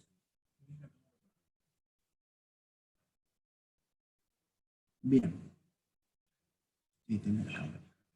Bien, como el siguiente paso, describir brevemente, está un poco ajustado el tiempo, así que no me quiero frenar mucho en esto, pero sí, muchos autores definen un ciclo de inteligencia, de acuerdo al autor puede variar en etapas, algunos más, otros menos, pero básicamente o se agrupan o se desagregan etapas, pero el ciclo o la esencia sería que, digamos, existe un requerimiento de búsqueda de información. En nuestro caso, en el contexto judicial, digamos, vendría por un oficio judicial, un juez que solicita ese tipo de medidas. Digamos, quien va a hacer la inteligencia o quien va a ser el encargado de esto, se deben analizar las fuentes de información. Vamos a ver muy brevemente que hay un sinnúmero de clases, ni siquiera estoy hablando de fuentes, sino de tipos. Entonces, de acuerdo al tipo de requerimiento, uno tiene que analizar las fuentes, procede con la adquisición y procesamiento, que sería ver de qué manera yo voy a obtener esa información, ¿sí? Hay muchas herramientas automatizadas, otras herramientas semi-automatizadas, y como dije hace un rato, el ejemplo de ir a buscar un libro impreso en algún lugar, que esté público, ¿sí? O información de alguna manera accesible, pero que esté físicamente accesible, incluso podría ser ese un caso, y después ya pasaríamos al análisis, inteligencia, que sería la parte de, por ejemplo, entrecruzamiento de datos, o un filtrado, y la elaboración de un informe, un procesado, que es lo que se le llama realizar inteligencia. Digamos, la palabra inteligencia está bastante menoscabada y tiene una connotación bastante negativa, ¿sí? En términos, diría yo, políticos, pero en este caso, ¿sí? Es una sigla en inglés, pero en este caso lo que quiere decir es aplicar la inteligencia a los datos, es digamos, hacer un análisis, un razonamiento sobre esa información recolectada, un resumen, para ser presentado. Y obviamente es retroactivo, ya que es necesario que en muchos de los casos se retroalimenta, ya que a partir de esa información se vuelve a producir nuevos requerimientos y vuelve a pasar una etapa del estilo espiralada o en forma de espiral. Este esquema es presentado, si no me equivoco, por Vicente Aguilera, que es quien realiza el sitio Ciberpatrulla. Bien, acá, digamos, en un principio se me había ocurrido mostrar varias herramientas, pero, digamos, siempre te terminas quedando con una o dos, y la verdad que hay un sinnúmero de herramientas, y más que herramientas, diría yo, es increíble la cantidad de categorías que se podrían clasificar todas estas herramientas. Entonces lo que yo pensé como más escueto y quizás más abierto es aportar un framework que es se llama OSINT Framework, si no me equivoco está disponible en GitHub. Básicamente es una página que interactiva, y lo que me permite es hacer consulta nada más, pero me lleva finalmente al link o al recurso de la herramienta que me está clasificando. Lo que hace básicamente es una clasificación, una muy buena taxonomía, y lo que hace es ir agrupando de acuerdo a la categoría. Fíjense que tengo, si estoy buscando nombres de usuarios, si estoy haciendo investigaciones, búsquedas por medios de email, nombres de dominio, más abajo después tenés todo lo que es análisis de geolocalizaciones, por números de teléfono, servicios de traducciones de mensaje. Incluso también entra bastante y clasifica herramientas de seguridad, todo lo que es respuestas de incidente, inteligencia sobre amenazas y análisis, sitios de análisis de malwares y todo ese tipo de que engloba la seguridad. También está clasificado acá, así que bueno, aquí cualquier curioso que tenga ganas de seguir ahondando puede consultar este framework. También, vuelvo un chiquito, este sitio Ciberpatrulla también está muy bueno y provee muchos recursos para analizar. Algunas características de OSINT, de estas herramientas de OSINT que yo traté de, digamos, en una charla muy breve, no podemos adentrarnos mucho, pero sí tratar de caracterizarla un poco. Y bueno, la mayoría, si bien hay muchas herramientas que son de standalone, o sea, son instalación, o se conectan a internet, pero requieren de una instalación, de un cliente y demás, la mayoría son recursos web, y son open source. Hay mucho web scraping, o sea, análisis de sitio web en busca de información, ¿sí? Algo, por así decirlo, las arañitas de Google o de los buscadores. Bueno, hay mucho de eso en el desarrollo de estas herramientas. Obviamente, para poder recopilar información de sitios web, necesito herramientas que, bueno, inspeccionen el código fuente o lo que me muestra ese sitio web. Hay mucho desarrollo en Python, ¿sí? Web scraping más Python cubre un amplio espectro de todo lo que es OSINT, ¿sí? Herramientas de web de OSINT. Bueno, acá, digamos, lo que intento reflejar es que tengo desde herramientas desde geoposicionamiento, pasando por redes sociales, análisis de amenazas o malwares, con lo que implica eso, es decir, yo necesito para ese tipo de análisis a veces cajas de arena, o sea, sandbox, un entorno controlado, y a veces incluso hay sitios que ofrecen eso. Entonces es muy variada la oferta.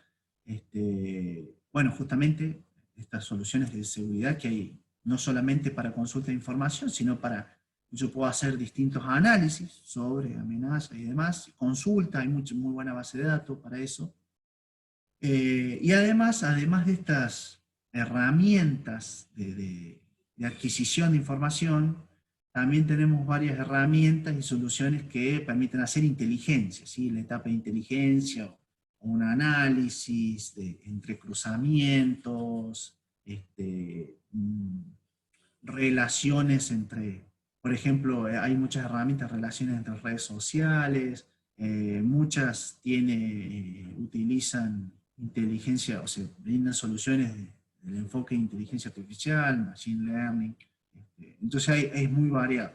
Como desventaja, bueno, o características un poco negativas, o más bien, más que negativas, me parece como, se plantean como desafíos, ¿sí? Que ya vamos a hablar un ratito de eso. Bueno, es un entorno muy dinámico, digamos, son entornos muy dinámicos en donde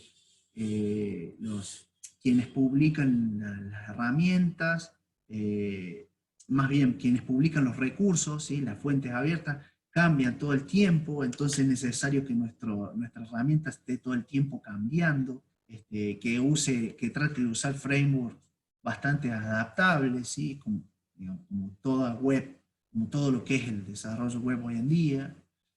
Hay un constante cambio de las APIs, o sea, aquellos recursos que nos brindan APIs para poder usarlas con nuestras herramientas, están cambiando todo el tiempo. Un claro ejemplo es el ejemplo de Facebook, donde hasta hace creo que un año, un poco más de un año, era posible utilizar APIs y había varias herramientas que permitían hacer OSINT de esa red social, y hace un año más o menos se terminó esa API, y bueno, y se cayeron todas las herramientas, y hoy en día por el momento no hay ninguna solución interesante, simplemente porque la empresa dueña de todo lo que son los datos no brinda más.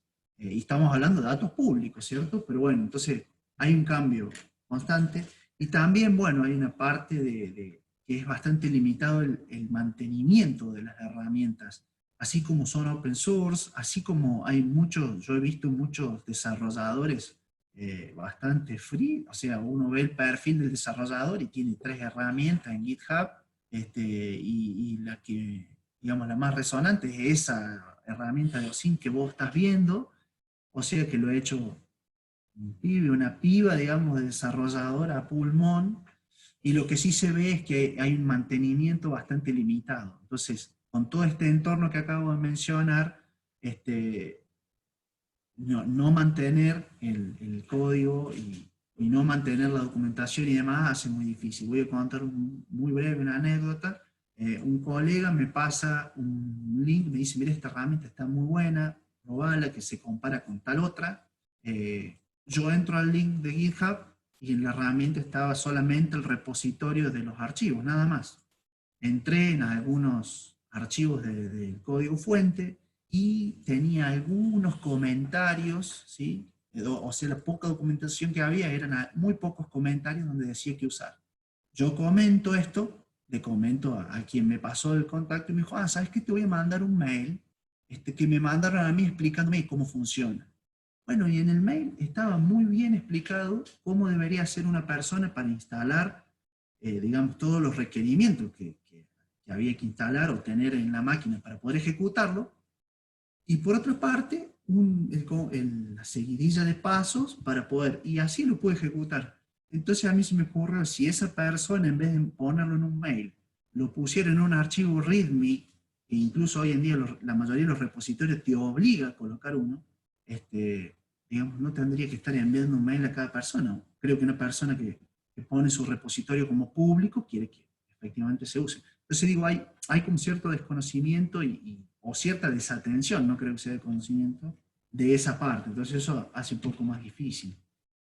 Bueno, acá como ya para ir resumiendo, queda un par de transparencias más, pero para resumir nuestra actividad, siempre decimos que en un día somos héroe y en el otro instante somos villanos, o sea, porque recuperaste una información que quizás no sé si fue un punto a favor para vos, sino que fue porque el dispositivo venía predispuesto, porque la información estaba en el dispositivo.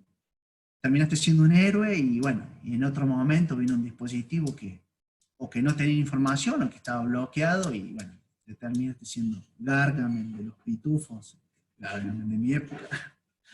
Así que bueno, eso como para resumir, como dice la frase abajo, hay muchas historias que no salieron bien, o bueno, no pudimos sumar, pero no por eso no dejamos de darle para adelante.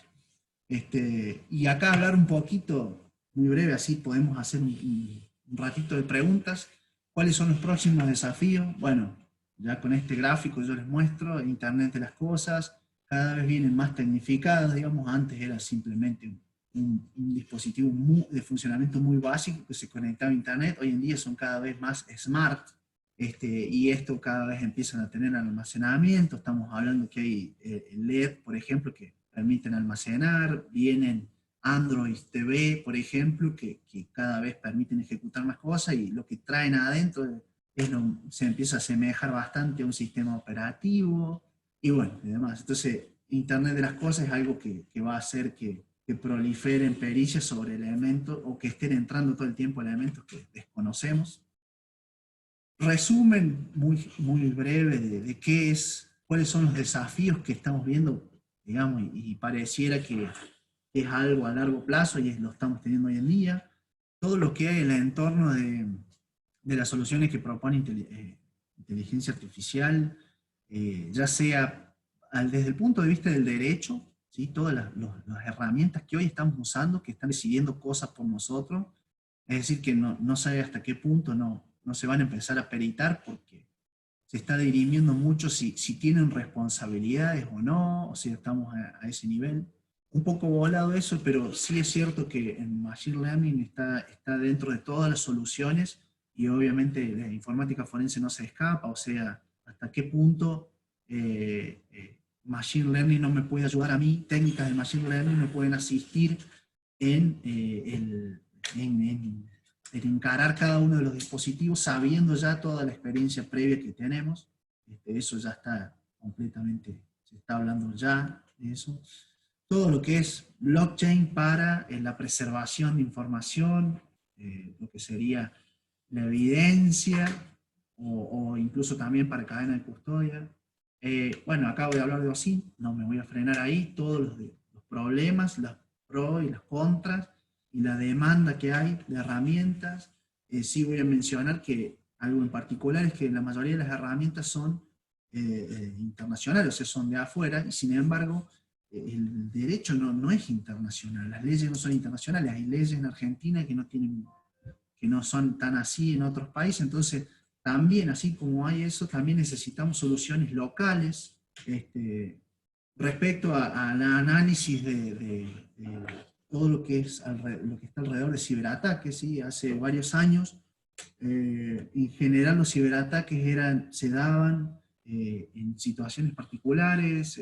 Uno leía o veía noticias quizás asociados a conflictos entre estados, naciones, o boicots a gran escala y cosas así. Hoy en día los ciberataques, digamos, están a la orden del día y se dan en granularidad muy pequeña.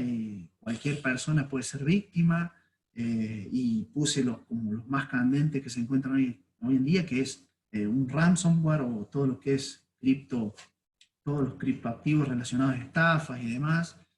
Y lo puse porque hace falta herramientas, soluciones y estrategias para ese tipo de problemas que estamos teniendo hoy en día. Y si bien las herramientas tradicionales lo están encarando, hay poco. Sinceramente no hay mucho, y creemos que es un desafío interesante. Todo lo que tiene que ver, por último, con ingeniería de software.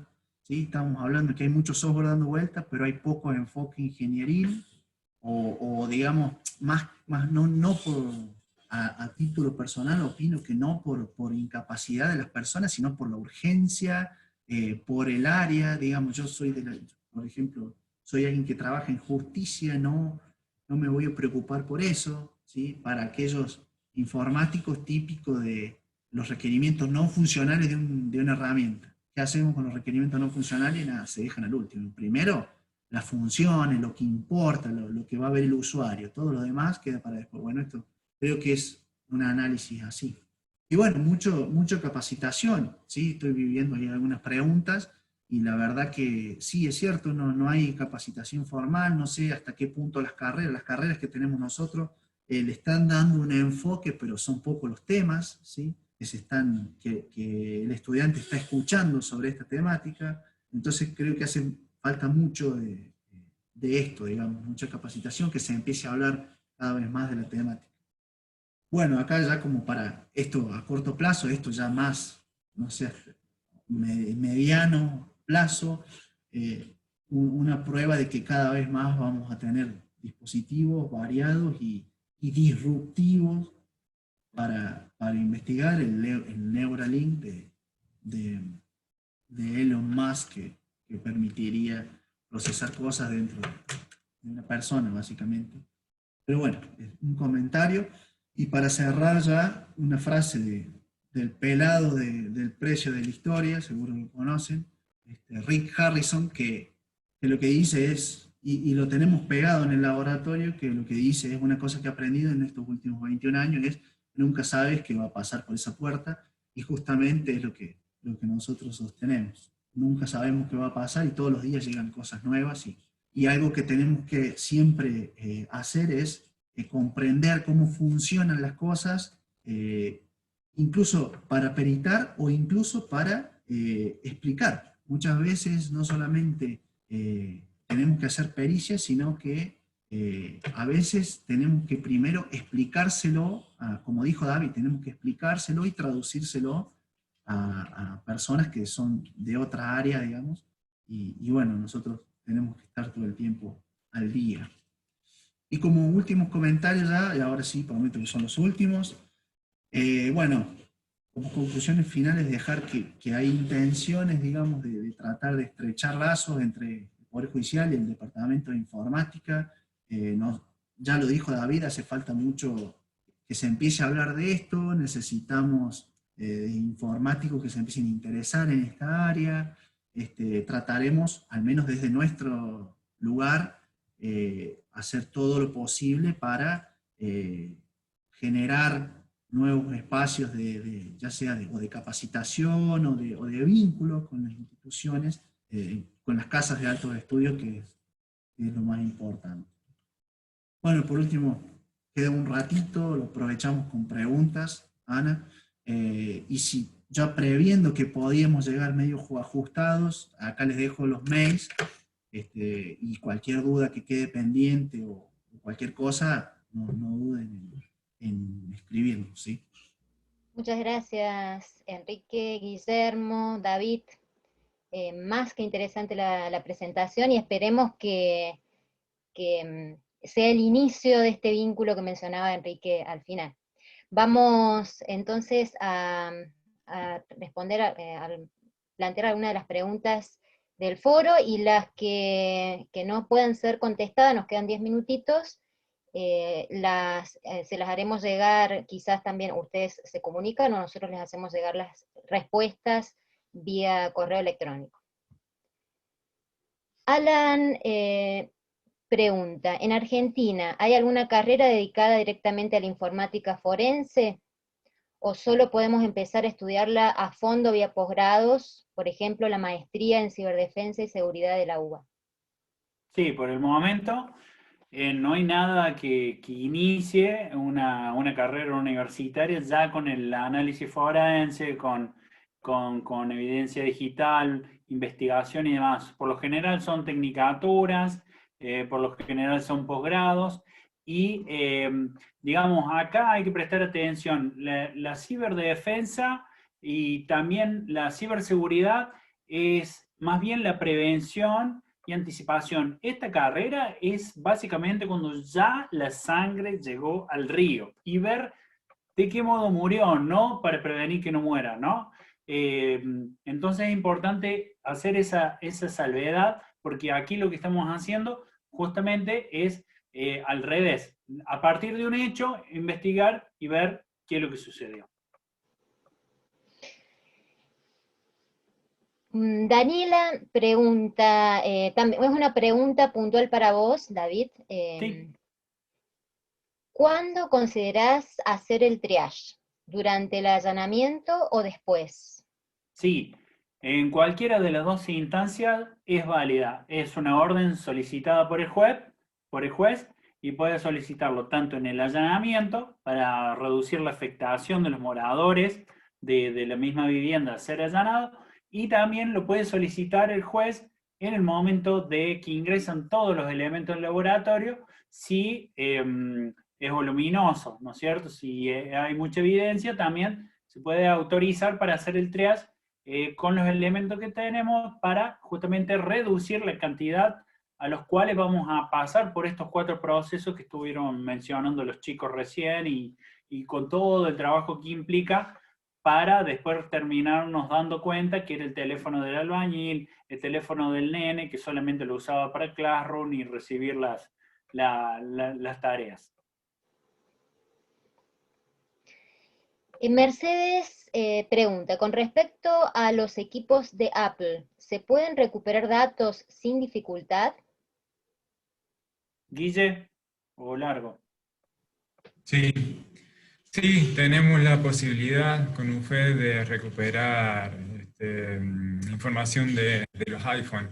Obviamente, si están desbloqueados, mucho mejor, y si no, hay técnicas para, técnicas para tratar de forzar al dispositivo a que brinde información, pero sí se puede.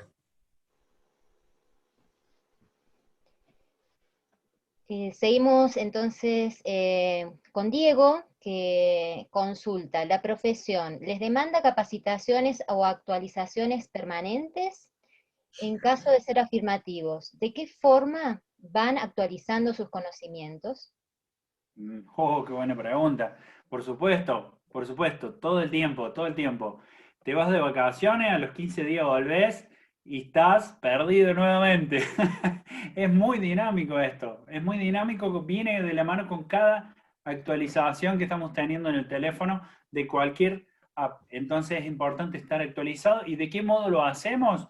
Permanentemente vamos siguiendo gente que está en otro escalón, ¿sí? ¿No es cierto? Entendamos esto, que son ciencias nuevas, nosotros lo vemos comparado porque la mitad del equipo nuestro son criminalistas y vienen de una ciencia que tiene más de 40 años, que siempre tiene la misma mecánica. Entonces, en este caso nosotros no podemos estar con lo que ya sabemos, sino que permanentemente necesitamos estar haciendo educación formal, tomando algún posgrado, talleres y demás, pero el día a día es básicamente consultar y mantenernos próximos a la gente que está en la misma, pero en otros organismos, en otros países y demás. Muy bien. Mariana consulta, ¿se limitan a extraer datos o también pueden realizar análisis de autenticidad de datos de origen, o si fueron editados o modificados a archivos de imagen, audio o video? ¿Quique? Perdón, es que están recién llegando estas consultas. Sí, les entendió. ¿Entiendes? Sí, no lo estamos haciendo. No son puntos de pericia, por lo general no están solicitando este tipo de pericia. Por lo general, eso ya son dos temas diferentes. Análisis de audio, video, adulteración, extrapolación, por lo general eso no están solicitando. Y con respecto a autenticidad, nosotros, por ejemplo, hallamos un documento y eso sirve de cadena en custodia. Así sea ese Word, si vos le pones un punto, lo grabás y después le volvés a sacar ese punto, ya el hash nunca más es el mismo. Entonces, eso podría servir como para corroborar la autenticidad. Natalia, no está muy clara lo veo un poco cortado, pero bueno, capaz que ustedes lo tiremos, no hay problema. ¿Por qué a veces no se actualiza no se acta orden será emitido por el juez? Me pasó que en una pericia no se hizo hincapié. No se acata, perdón Ana, no se acata, después se corrigió más abajo. ¿Vos lo viste? Yo no entiendo, respóndele, Quique, no sé cómo es. A ver, claro, sería, porque a veces no se acata el OFR emitido por el juez. Me pasó que en una pericia no hizo hincapié en lo solicitado. ¿Puede pasar eso? Sí, depende tiene muchas explicaciones, depende de la causa. En general se debería responder con lo que se pide en el OFR. Sin embargo, a veces es complicado. Lo que se pide en el OFR puede llegar a ser, no voy a decir puesto en tela de juicio por el perito, sino puede ser, por ejemplo, algo inconsistente o algo por el estilo. Entonces, bueno, quizás a nosotros nos ha pasado, nosotros hemos llamado por teléfono al juzgado, al juez, y... Muchas dice que se entra por ahí. Y bueno, el juez le hemos hecho entender, mira, esto quizá no se puede, o me parece que deberías ajustar por este lado también, y telefónicamente el juez te habilita. Sin embargo, no, en general deberías contestar exactamente lo que te pide el OFR. No sé si te ha pasado con nosotros o qué. Si te ha pasado con nosotros, no digas nada. No, en general se tiene que responder porque eso, digamos, trasciende quizás la instancia o el juzgado. Quizás pasa a otro juzgado, pero la pericia queda, o pasa en otra instancia, por ejemplo, a cámara, y ya no está el mismo juez. Sin embargo, vos seguís respondiendo por la misma pericia. Entonces, deberías responder justamente lo que te piden. Resta una última pregunta, capaz que llegamos con el tiempo. Sí, ya ¿Es termino. cierto que son muy requeridos los celulares Nokia 1100 por los delincuentes? Sí, esa la respondo yo. En realidad los requerimos nosotros para tirar, como objetos contundentes, para defendernos ante algún ataque o alguna turba iracunda que se pueda dar en las puertas del Poder Judicial. Los tenemos guardados para defendernos, para defensa personal. Pero no, en realidad son teléfonos muy, muy viejos y sí, no sé qué sentido, si es por la señal, sí, siempre sabemos que tienen mucha más capacidad de Cobertura, claro. cobertura y son más descartables, robustos, ¿es cierto?